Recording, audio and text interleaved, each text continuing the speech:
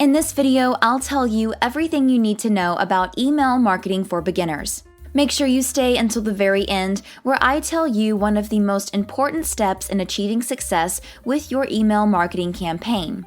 If you're new to the channel and want to learn how to make more money, make sure you subscribe and click the bell. That way you never miss a video. What is email marketing? Email marketing involves sending promotional messages to large quantities of people. The emails can have advertisements, and their primary purpose is usually to generate sales or leads. Pros and cons of email marketing. The pros. Email is permission-based. There is an increased chance of conversion and engagement since you have the customer's permission to be in their inbox. You are not showing up uninvited. You are there because the customer allowed you to be there. It gives you immediate and direct access to your audience. People usually check their emails on a daily basis, so your email is likely to be viewed on the day that you sent it out. It puts you in control.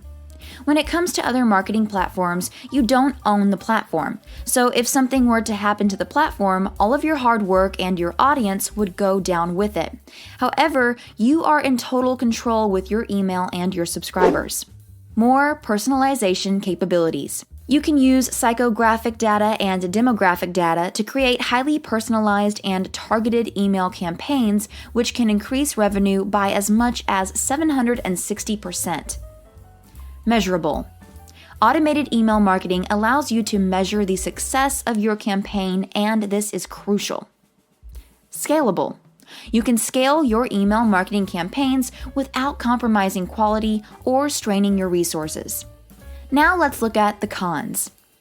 Tough competition. There's a lot going on in a person's inbox. Just because you sent them an email doesn't guarantee that it will be opened. You have to stand out from all of the clutter and be creative to make sure that your emails get opened. You need an email list. In order for your campaigns to truly be effective, you will need an email list. Tricky rules and regulations to deal with.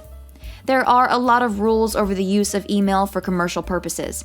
Even if someone subscribes to your list, they could report you as spam, and your sender reputation could take a hit. How to write your emails. All of your goals with email marketing rely on how well you can write and format your email. Number 1, know your audience. When you know and understand your audience, you are able to create targeted emails. Number 2, create a catchy subject line. The subject line is what helps readers decide if they want to open your email, so this is easily one of the most important parts of the email. Here are some tips to help you create a catchy subject line. Describe what the benefit will be for the customer. Make sure you use keywords. Use an active voice. Personalize it as much as possible. Number 3, get the preview text right. The preview text is text that appears below or next to the subject line. It gives people a sample of what your email is going to be about. It's sort of like an elevator pitch, and it's limited to a maximum of 140 characters. You want to keep this section catchy, engaging, and enticing. Number 4, make it easy to read. Make sure you keep your email simple and easy to read. People are busy and have a lot going on in their lives. No one wants to sit down and read a complicated, technical email. Here are some tips to help you. Keep your sentences and paragraphs short. Don't use complicated words or jargon. Use bullet points. Number 5, make use of storytelling. Everyone loves a good story. Stories help us engage in the content, and it's a powerful way to get your message across. Number 6, make use of psychology. You can use triggers in your campaigns to cause people to react in a certain way. Here are some examples of triggers. Fear of missing out. Social proof. Color psychology.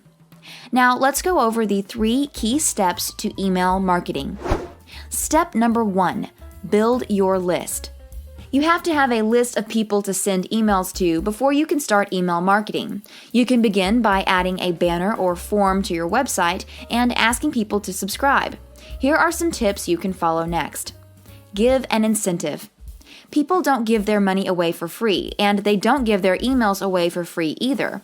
So it's important that you give them something first. You want to establish your trustworthiness and credibility, describe the purpose of your emails, and entice people to want to receive them. You don't want to be vague and say something like, "Subscribe for updates." Share the specifics of what they will get out of it. Here are some ways you can persuade people to sign up for your email list. Free ebook, a checklist, free downloads, newsletters, new releases and product updates. Remember to make your incentive enticing, clear, and concise. Also, don't be afraid to promote it.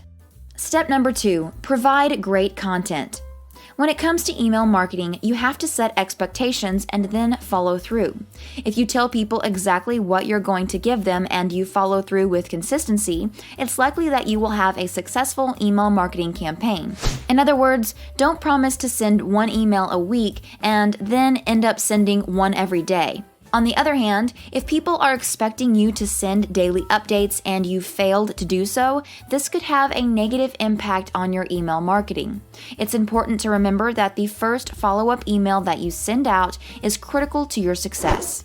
Send an introduction email. Most email service providers will allow you to create an automated welcome sequence, so you want to make sure to put that to good use. The first introduction email should act as a way of introducing yourself and how you plan on using your new subscriber's email address.